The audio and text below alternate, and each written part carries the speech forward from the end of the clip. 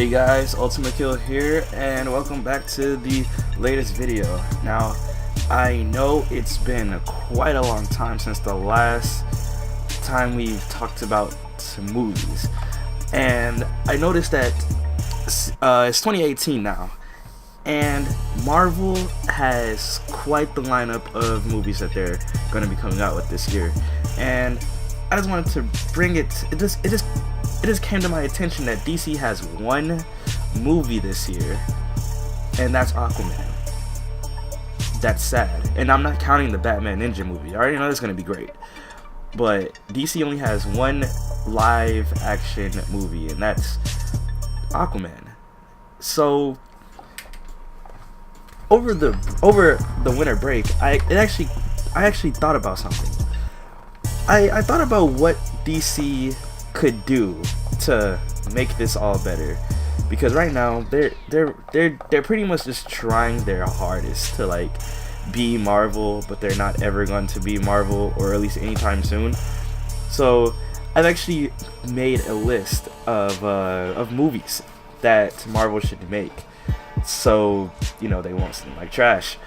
And so what if DC had phases like Marvel, like phase 1, 2, 3, you know, and at the end of each phase it led to something big. So that's what I'm going to talk about today, but I'm only going to talk about what phase 1 would be if DC was like that. Just a quick warning for you guys, I am not going to be explaining these movies in great detail. I'm just going to be explaining the general plot of what I think these movies should be about, and there are also going to be spoilers on already made DC films. The first movie on my list is, of course, DC's version of Iron Man. Not really sure who came out first, but Batman. Batman Year One should be the title of the first movie of the DCEU.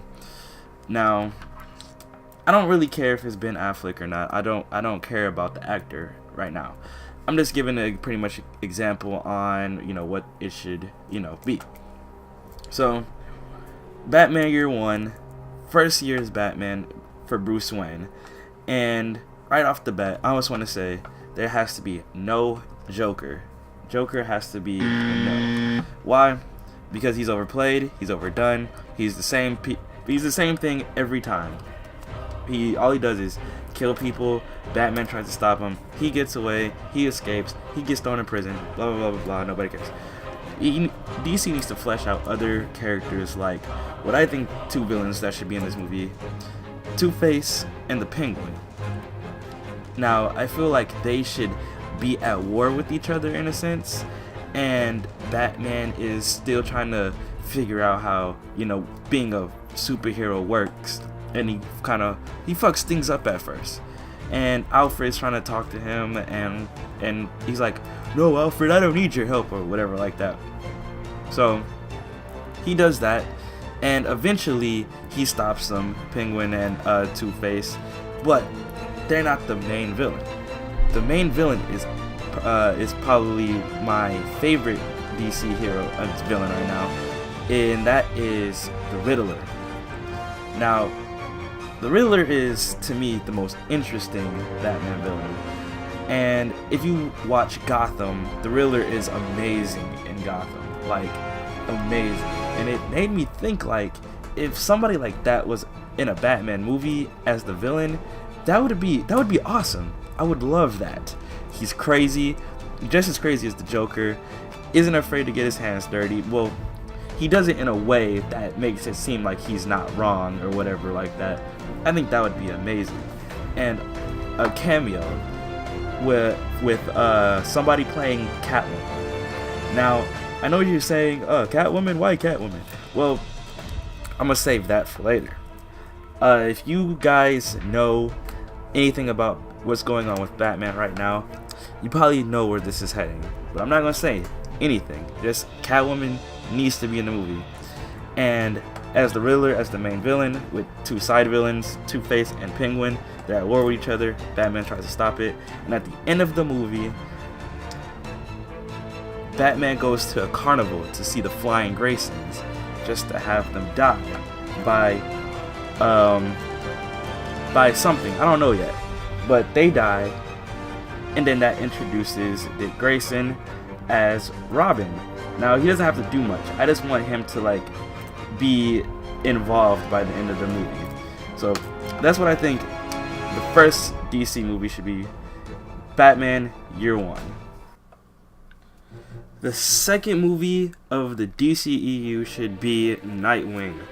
Now, I kind of hesitated on this one because going from Batman to Nightwing so suddenly might be a bit odd, but roll with it. Let's roll with it for a second. So let's fast forward to you know, the whole thing with Dick and you know, being tired with Bruce's crap and all this other stuff. So let's fast forward when he goes to Bloodhaven and he's on his own now. He still is in contact with Batman, but you know, he wants to prove to himself that he doesn't need Batman to help him be a hero. He wants to be his own hero. So he wants to get a Batman's shadow and do things his own way. And that's what he does at first, but he fails drastically. Let's say there's a villain that he failed to stop and innocent people died. So he blames himself for that. So let's go to a part in the movie where somebody is getting like robbed or something like that, and like it seems like a homeless person, right? So he goes off and says, might as well. So he goes off and saves him, just to figure out that it's no ordinary person. This person is Starfire. Yes, Starfire should definitely be in a Nightwing movie. Seeing how she plays a huge role in Nightwing's life.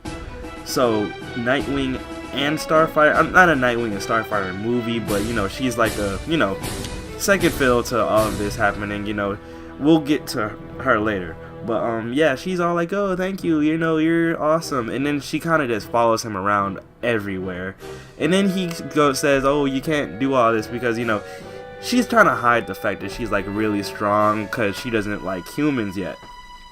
But Dick is the only one that she likes because he's the only one that's been nice to her.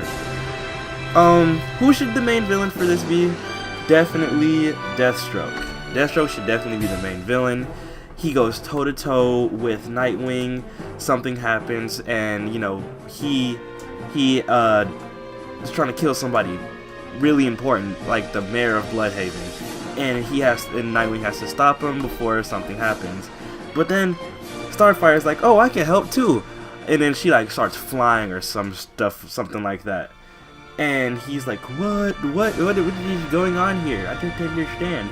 And then he's like, okay, whatever, do what you gotta do, stop that, and I'm gonna go stop Deathstroke. And then that happens, and then it sets up you know, a future Starfire movie, and you know, they already established a relationship during the movie. I'm not going to, you know, go into huge detail with that, but yeah, Nightwing should definitely be the second movie. And let's move on to the next one. Alright, the next movie on my list is going to be Man of Steel. Now, there's not too many problems I have with the regular DC Man of Steel. I thought it was a pretty okay movie. I'll just tweak a couple things, like the beginning area where Clark was in Alaska or whatever it was. Make it so that he was actually like in Metropolis. Maybe he was, I don't know, but it looked like he wasn't. But make it in the city of Metropolis, and he's like graduating high school or something. I feel like that would be much more relatable than him freaking being in a fucking iceberg. And keep the scene in the beginning with his parents and stuff like that. That was pretty cool. Also, he's already discovered his powers and everything, and I feel like it would be a nice touch to add the action comic version of Superman for right now. You know, he made his own suit, like having a t-shirt and some jeans and the cape. I think that would be pretty awesome to start, you know, until Zod and everybody comes down and tries to, you know, persuade him to join them and take over the Earth to, you know, terraform it to be Krypton again. So he of course rejects, and he fights the two sidekicks of Zod. I don't remember their name, but he fights them, but he loses at first. So Zod gives him like 24 hours to decide again, or else he's gonna kill you know, somebody he cares about or whatever. So they zoom off, and then his mom he goes to his mom, and his mom tells him that she already knows that he's Superman or whatever. So she's like, here's the pod you were born in when you were brought here, and it has a device that shows Clark where the Fortress of Solitude is. So he goes and goes to the fortress, and I like the scene where it's like his dad and everything, and shows him, you know, all this other stuff, and it shows him the suit. Do that, he gets the suit, and then he feels confident enough to while he's in there, that flying scene, good, keep that too. So when he learns to do that, he goes off to wherever he uses like his vision of God or whatever to find where Zod and everybody is, and he goes off to fight them, and he wins against the two sidekicks, and like he did in the movie. And then the final scene with Zod and Superman fighting, keep that exactly the way it was. I thought that was excellent.